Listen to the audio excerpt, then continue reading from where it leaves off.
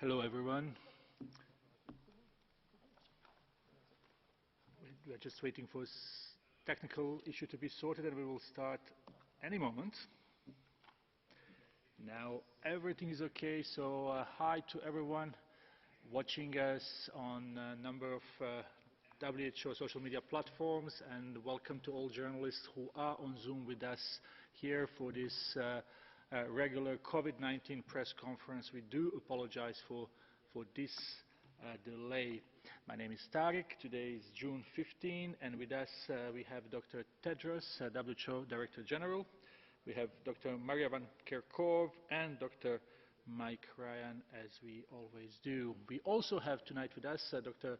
Wenqing Zhang, who is our Director of Global Influenza Program. As we had in previous weeks, we would like to thank our interpreters who are providing simultaneous interpretation to 6 UN languages plus Portuguese and Hindi, and journalists who are on Zoom can follow this press conference in those languages and can also ask questions in 6 UN languages and Portuguese when we come to that. Now I will give the floor to Dr. Tedros for his opening remarks. Thank you, Tariq. Good morning, good afternoon, and good evening. Globally, more than 7.8 million cases of COVID-19 have now been reported to WHO, and more than 430 deaths. It took more than 2 months for the first 100,000 cases to be reported. For the past 2 weeks, more than 100,000 new cases have been reported almost every single day. Almost 75% of recent cases come from 10 countries, mostly in the Americas and South Asia. However, we also see increasing numbers of cases in Africa, Eastern Europe, Central Asia, and the Middle East. Even in countries that have demonstrated the ability to suppress transmission, countries must stay alert to the possibility of resurgence. Last week, China reported a new cluster of cases in Beijing after more than 50 days without a case in that city. More than 100 cases have now been confirmed. The origin and extent of the outbreak are being investigated. Despite the ongoing global response to the COVID-19 pandemic, we cannot lose sight of other significant public health issues, including influenza. Influenza affects every country every year and takes its own deadly toll. As we enter the Southern Hemisphere influenza season and begin planning for the Northern Hemisphere season, we must ensure that influenza remains a top priority. Co-circulation of COVID-19 and influenza can worsen the impact on healthcare systems that are already overwhelmed. More than 500 million people are vaccinated against flu every year, based on recommendations from WHO on the composition of flu vaccines. These recommendations are based on data and virus samples collected and analyzed by WHO's Global Influenza Surveillance and Response System, or GISRIS. The GISRIS system has been functioning since 1952, and I would like to thank the more than 125 countries that participate in it. Over the past 8 years, significant strengthening of the system has been made possible through the Pandemic Influenza Preparedness Framework. And I would also like to thank the public and private sector partners that participate in this global system. The infrastructure, people, skills, and experience built up through GISRIS, WHO collaborating centers, and national influenza centers have been the foundation for detecting COVID-19. However, this well-established system is now seeing significant challenges. Influenza surveillance has either been suspended or is declining in many countries, and there has been a sharp decline in sharing of influenza information and viruses because of the COVID-19 pandemic. Compared with the last 3 years, we have seen a dramatic decrease in the number of specimens tested for influenza globally. We have also seen a 62% decrease in the number of virus shipments to WHO collaborating centers and a 94% decrease in the number of influenza viruses with genetic sequence data uploaded to the GISAID database. These decreases are due to a combination of issues, including the repurposing of staff and supplies, overburdened laboratories, and transport restrictions. These disruptions may have short and long-term effects, such as loss of capacities to detect and report new influenza viruses with pandemic potential. As many of you know, twice a year, WHO convenes a group of experts who together analyze the circulating flu strains. Based on their analysis, they select the viruses that should be targeted by flu vaccines for the upcoming season in each hemisphere.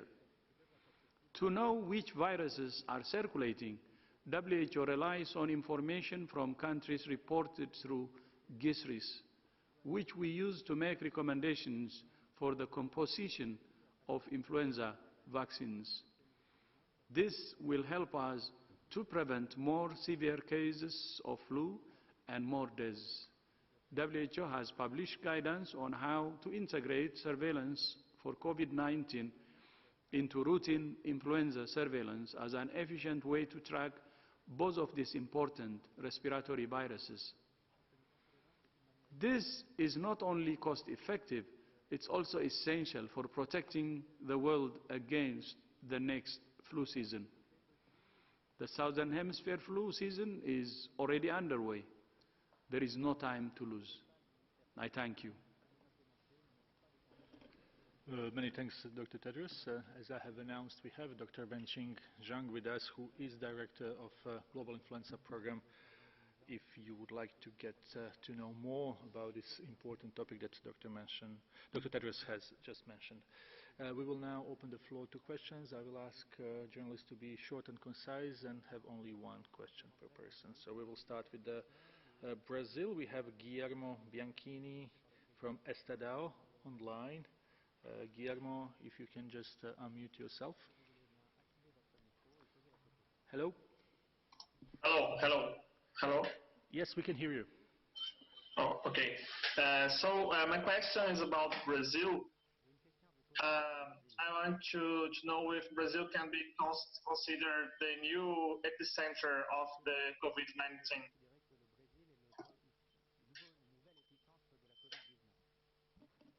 Thank you, Guillermo. If I understand well, the question was, should we consider Brazil as a new epicenter of COVID-19?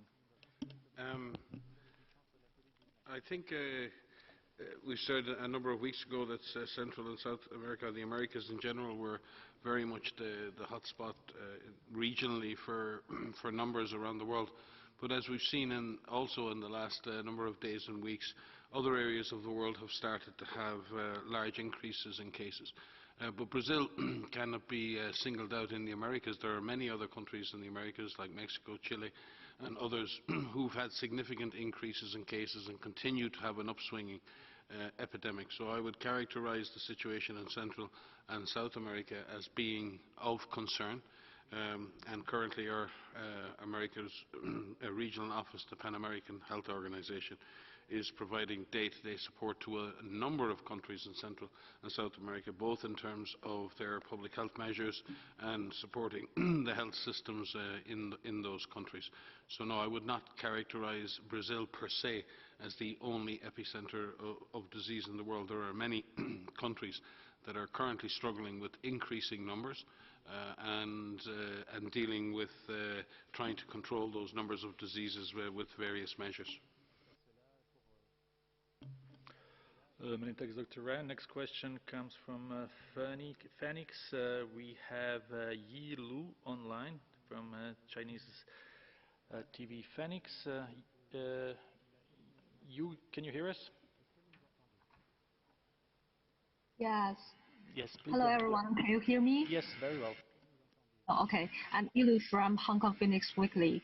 My question is about the outbreak in Beijing.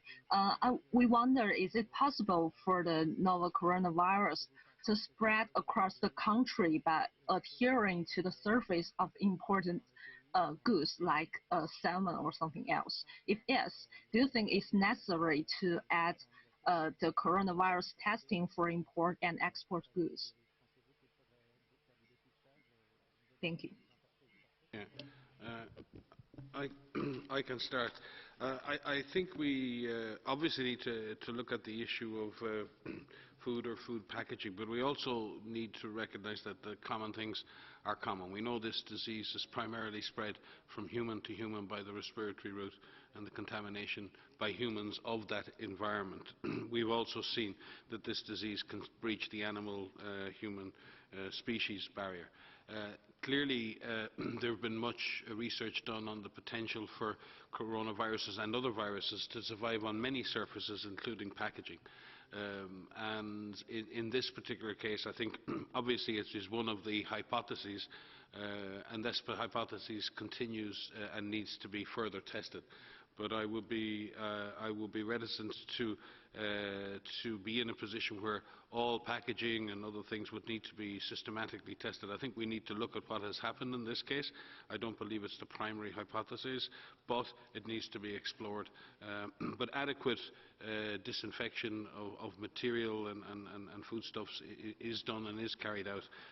But again, we need to understand what has actually happened in this circumstance before issuing major policies on this. But all governments are in a position, all governments manage their food chains, all governments manage their food supplies and are in a position based on the information that they have to issue whatever testing requirements are needed for the safety of citizens. So we will work very closely with authorities in China to understand what exactly the risks are here, and will issue any guidance internationally accordingly. Thank you, Dr. Ren, and thanks, Yilu, for this question from Phoenix, Hong Kong. Now we will go to Bloomberg, and we have Corinne online. Corinne? Hi, can you hear me? Very well. Okay, great. I wanted to ask about the risks of air travel. As travel restrictions lift, how do you assess the risks of air travel? Is it important whether a plane is full, and how can people protect themselves? I'll begin, and Maria can continue. We have been working extensively with the International Civil Aviation Organization and the IATA, the International Air Travel Association, on advising them on how risks can be managed in these circumstances. As you've seen, we've worked also with the sporting movements around the world and mass gathering movements around how risks can be reduced in that. So in this regard, we've been working closely to give advice on how risks can be managed in an air transport environment, and that both covers airports and the air transport system itself. We will be in the next couple of days issuing more detailed considerations and public health advice around international travellers, and I will defer to that for more specific advice. But like in any other situation, for a traveller on any form of transport, I suppose the key issue is what the traveller themselves can do to protect their own health, and then what the authorities can do at airports or on aircraft to reduce the risk of transmission.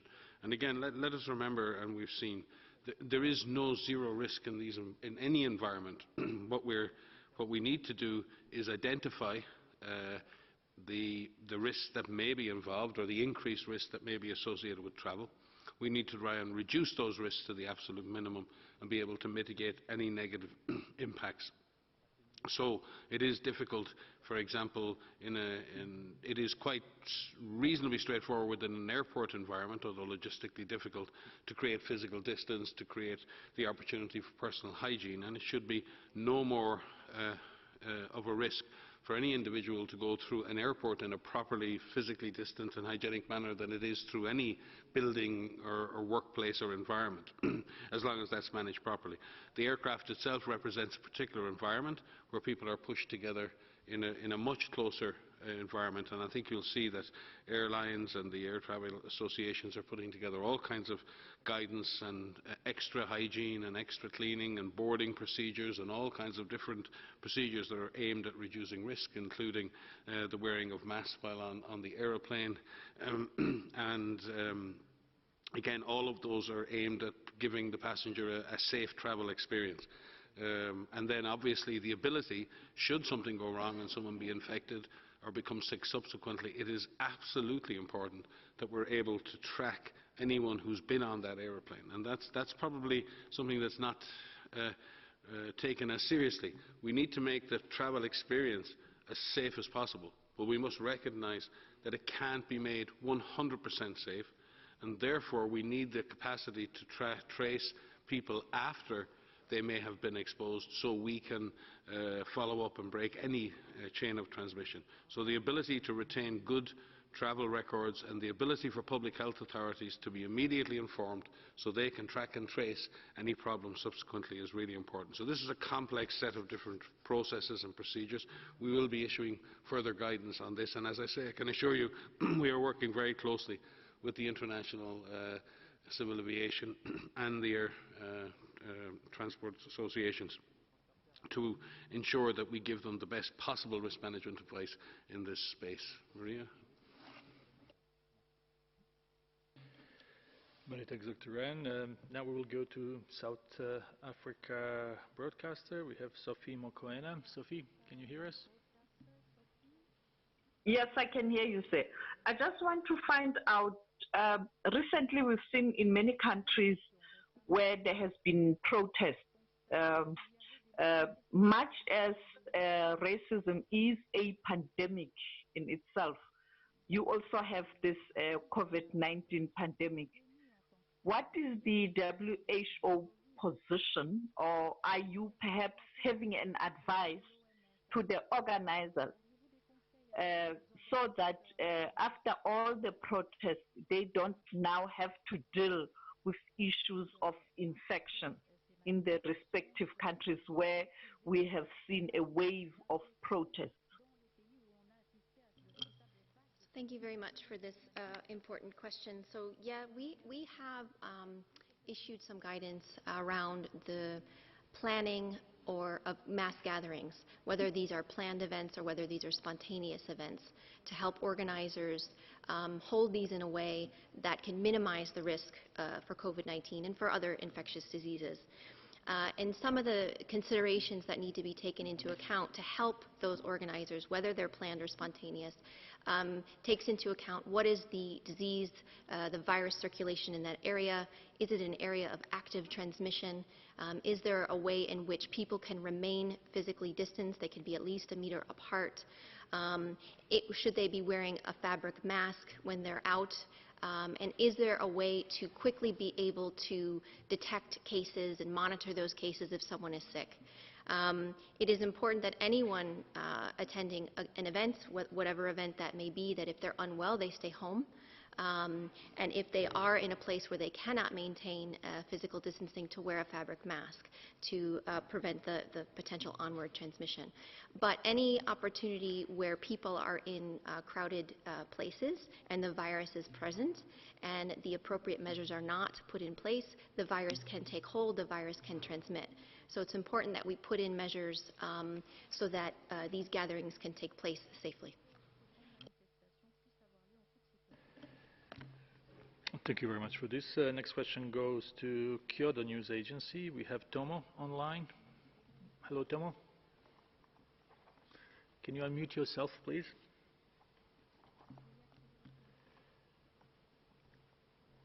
Let's try one more time with Kyoto. Do we have Tomo online? If not, we may come back to Tomo from Kyoto. Now we'll go to BMJ, and we have Jonathan Owen. Jonathan? Please unmute yourself, Jonathan. Good afternoon. Yes. With the situation in Beijing, just wondered if you could tell me, are there any plans to mobilize any medical teams to assist, and could we be seeing the start of a second wave there in Beijing? Is that a concern?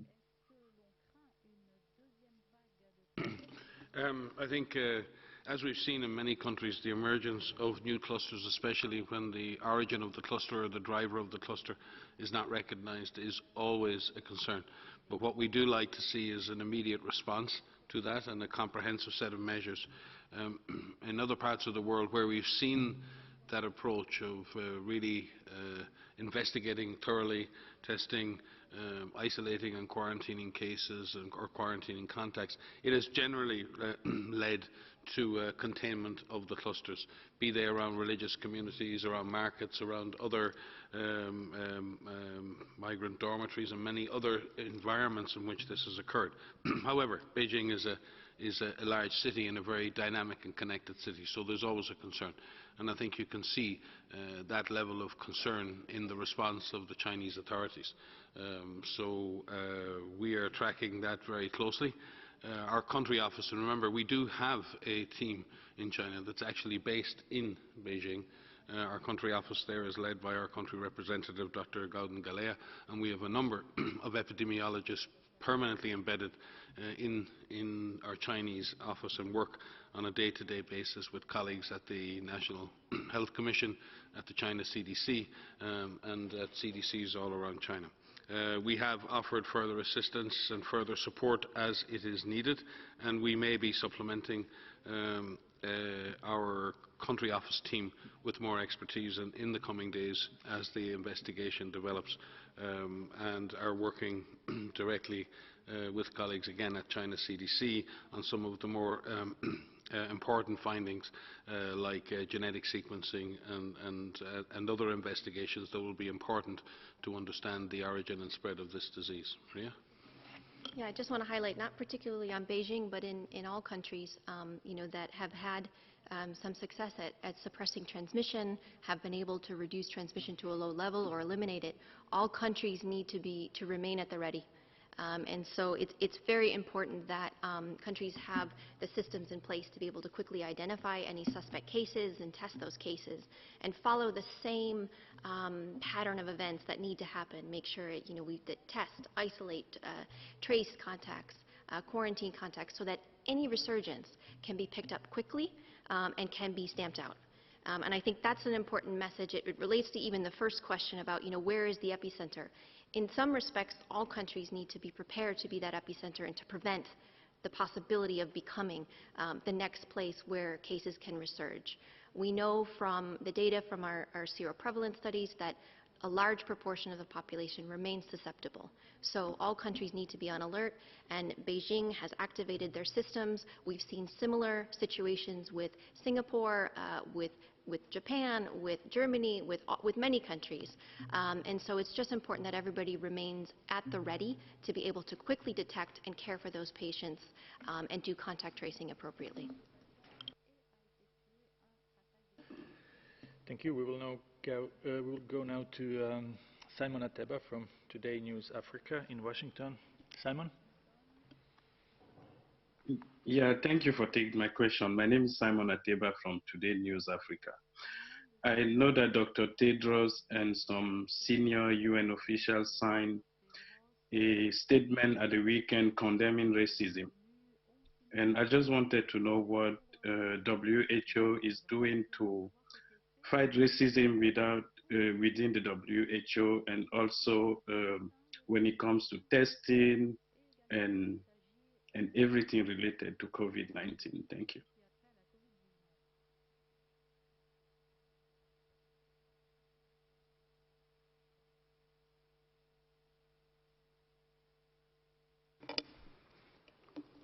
So thank you very much. It's true, as you have said, I have joined my colleagues, UN senior officials who are from our continent, to express our voice, to condemn racism and any form of discrimination. As you know, racism and any form of discrimination should not be tolerated, and it's through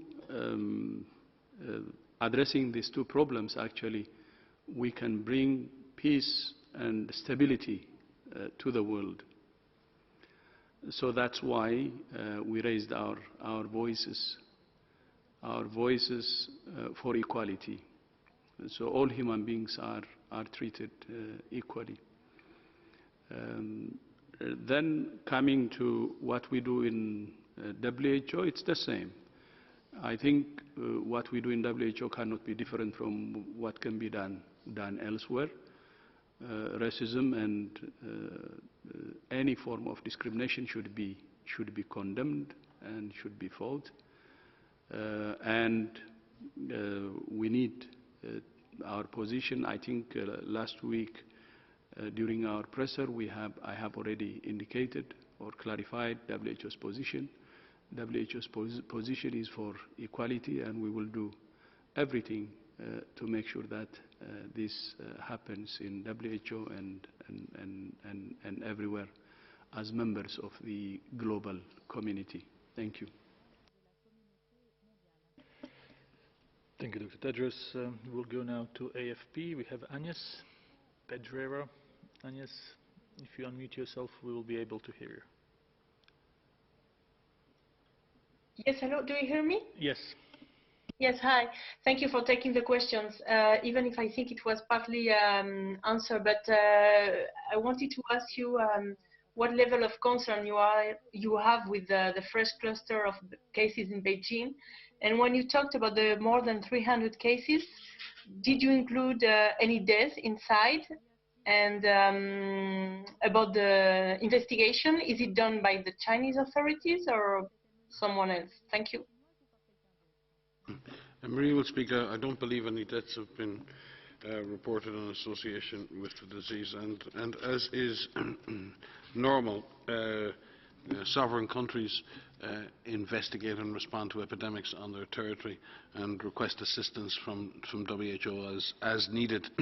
We are always, and in every case when there's an epidemic or a new epidemic in countries, we always offer assistance, technical, operational and logistic as needed.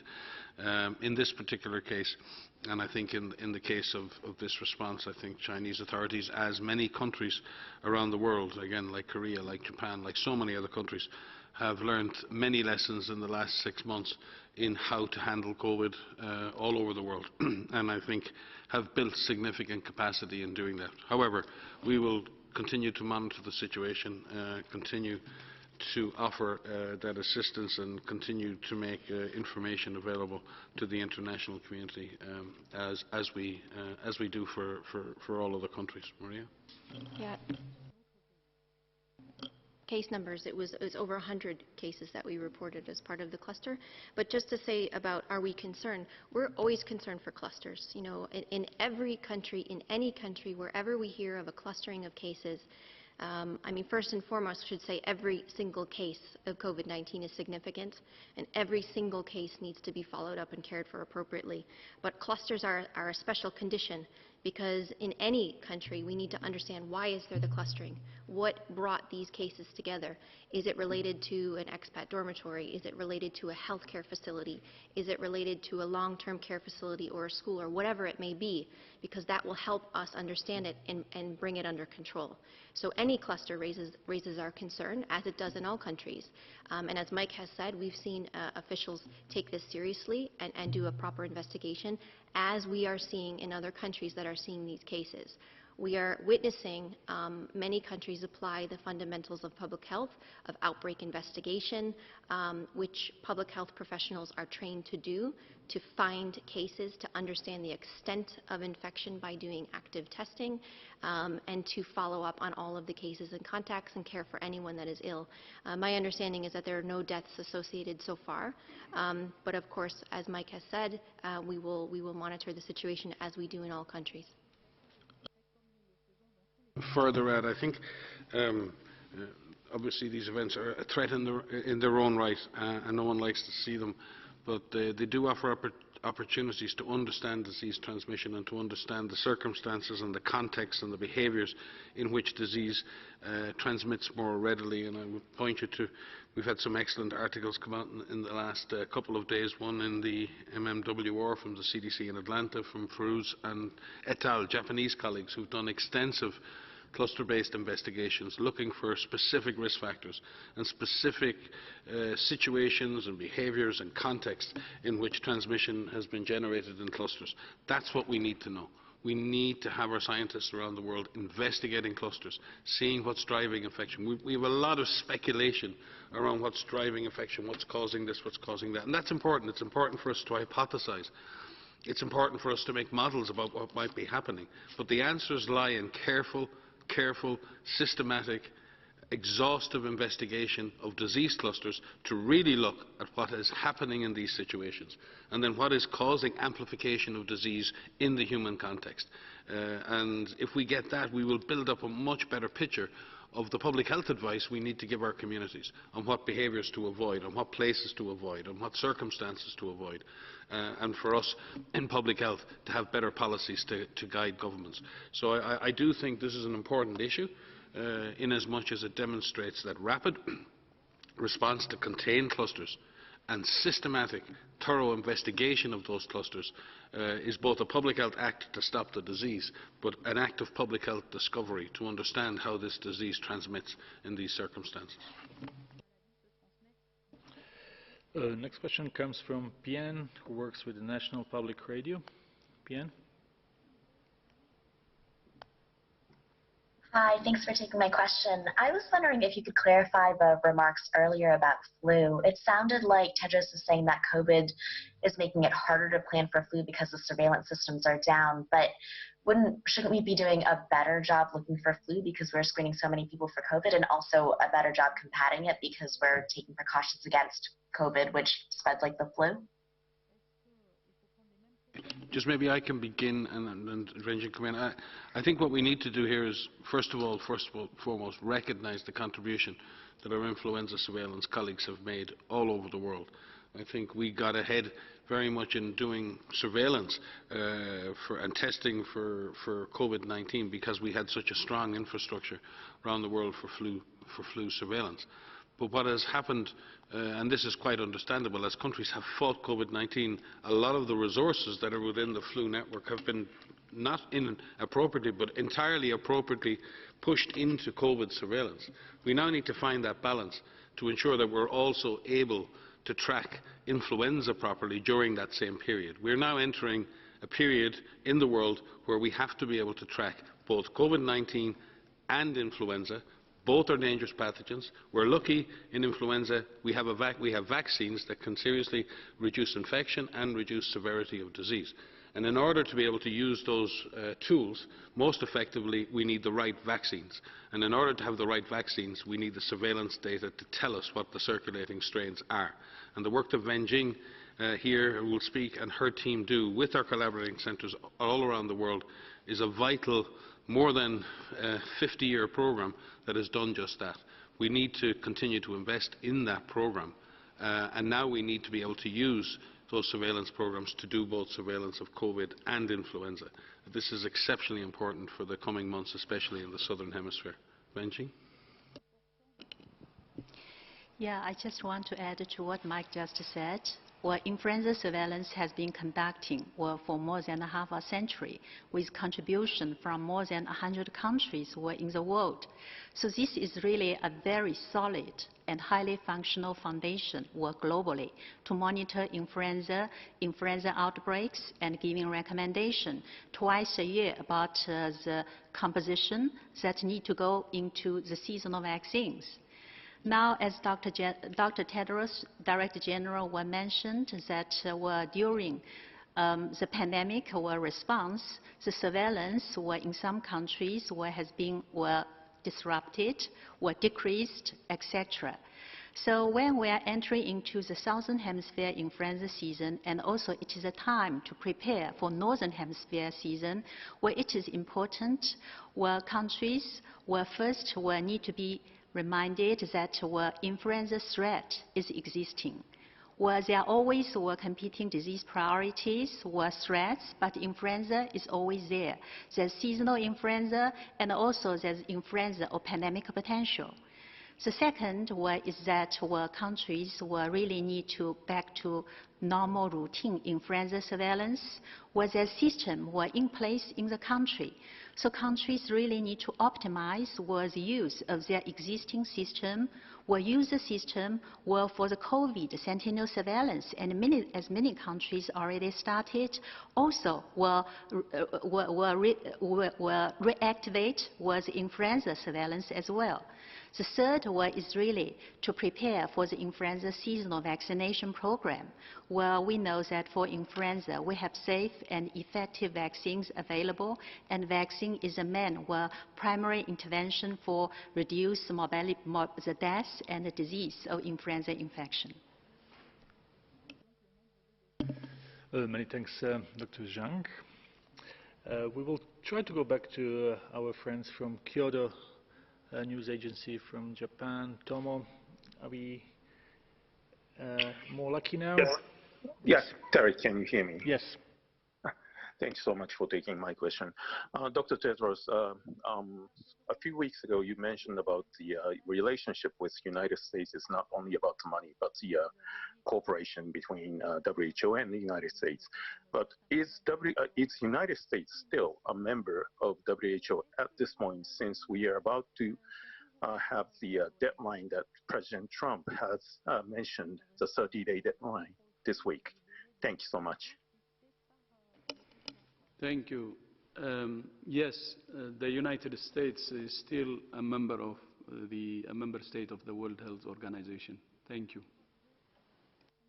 Thank you very much. We will now go to Brazil again. We have Lara Pinheiro from Globo. Lara? Hello, good afternoon. Thank you for taking my question. I would like to know how useful is temperature screening in public places to look for COVID patients, since some studies have already shown that fever is not always a symptom of the infection. Thank you. So thank you for your question. I will begin. You've almost answered your question with your question, in the sense that many people ultimately will have a fever, but not all people present with a fever. There are many ways in which people can be screened. Temperature screening is one, but there are a package of measures that need to be put in place to identify cases. And so, as we have pointed out, it is very important that there are systems in place that cases who are suspect cases, if you're feeling unwell, you stay home and you contact your medical provider. Suspect cases are tested so we know if they are indeed a case or not. And I will again highlight influenza here. If you have respiratory symptoms or you're feeling unwell, not only looking for COVID-19, but also looking for influenza, especially in the southern hemisphere as the influenza season is taking off. It's important to know what people are infected with, and to follow all of the other measures that are in place. So as you mentioned, not all people will develop fever, and not all people will present with fever. Thanks. Thank you, Dr. Van Kerkhove. We will now go to Emma Farge from Reuters. Emma? Good afternoon. Thanks for taking my question.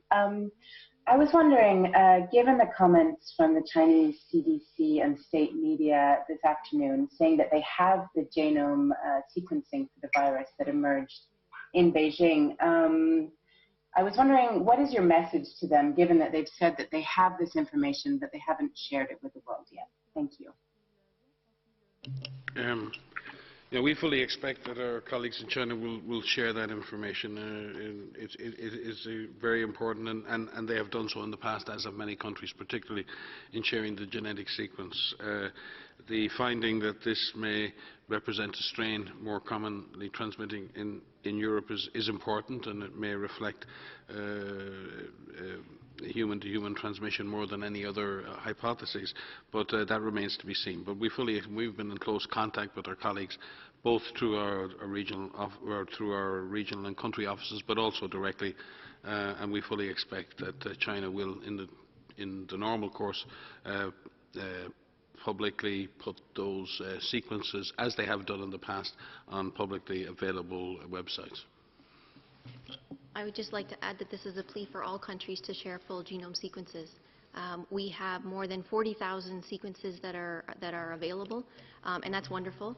But there's been more than 7 million cases worldwide, and it's important that we continue to look at the sequences that are circulating globally to make sure that we understand these viruses, and so that the networks of labs and virologists who are looking at these sequences can monitor them. So it is important that not only in China in this situation, but also all countries that continue to share the full genome sequences on publicly available websites. Thank you. We have time for a couple of more questions, so let's try to go to China Daily. We have Chen online. Chen? Hi. Yeah, my question is also related to Beijing. I'm actually based here in Brussels, so the EU border is opening today, but countries like Germany, France still report like 300, 400 cases every day. And in the US, you have 18, 20 states have a spike, like 1,000 cases or more a day. So why make Beijing's 100 cases deserve so much attention? Is Beijing overreacting, or is acting properly? Thank you. I think it's important to note that every country is different, and certainly in China, when you spent over 50 days without having any significant local transmission, a cluster like this is a concern, and it needs to be investigated and controlled, and that's exactly what the Chinese authorities are doing. So in that sense, it is big news, but in the great scheme of things around the number of cases per day around the world, it's not. But it is a significant event. We'll track that like we've tracked other significant clusters. Similarly, we've been concerned about clusters that have emerged in Korea or in Japan or in Singapore, and we engage very closely with those authorities to understand how they're investigating them. That doesn't mean we think the authorities are going to lose control of the situation. It's that we want to understand what the country is doing, and more importantly, what the country is learning about the origin and transmission. A separate situation is countries, for example, as you've mentioned, in Europe, who are currently exiting some lockdowns and opening up their borders. They're engaged in a careful process of lifting restrictions that is balanced with the risk of disease against the promotion of lives and livelihoods, and pulling their economies back on track. And in doing that, they are measuring their lifting of restrictions with the decreases in incidence of disease. But no countries have reached that zero incidence, and that's a very difficult objective to reach before you exit lockdowns. In fact, that's not what was envisaged in the planning process for transitioning from lockdowns. What you need to have is sustained control over the virus and be able to get to a position where you can then safely exit lockdown while maintaining the measures like surveillance and other measures in order to sustain control of the virus. So careful opening of countries and opening of their borders with neighbouring countries is something that can be done, but again must be done in a measured, planned, stepwise fashion, with always putting in place the public health and other measures needed to be able to make up for the restrictions of movement and the restrictions of lockdowns. Thank you. Thank you. Maybe we can go to the last question for today. We have our friend Kai Kupferschmidt from Science. Kai? Hi, Tarek. Thank you very much for taking the question. I just wanted to ask about the status of the Solidarity trial, and in particular, the FDA has revoked its emergency use for chloroquine and hydroxychloroquine, and data just seems to be, going in the same direction. I'm just curious whether you have any news from the Solidarity trial, or when you expect to have news. Kai, we'll get back to you on that. I believe the executive group of the Solidarity Trial is meeting this week, and obviously, in the light of other data, we'll be obviously looking at the utility of continuing with certain arms of the trial based on the likelihood of finding a positive outcome. So we'll come back to you on Wednesday with an update on those deliberations and where we go from here.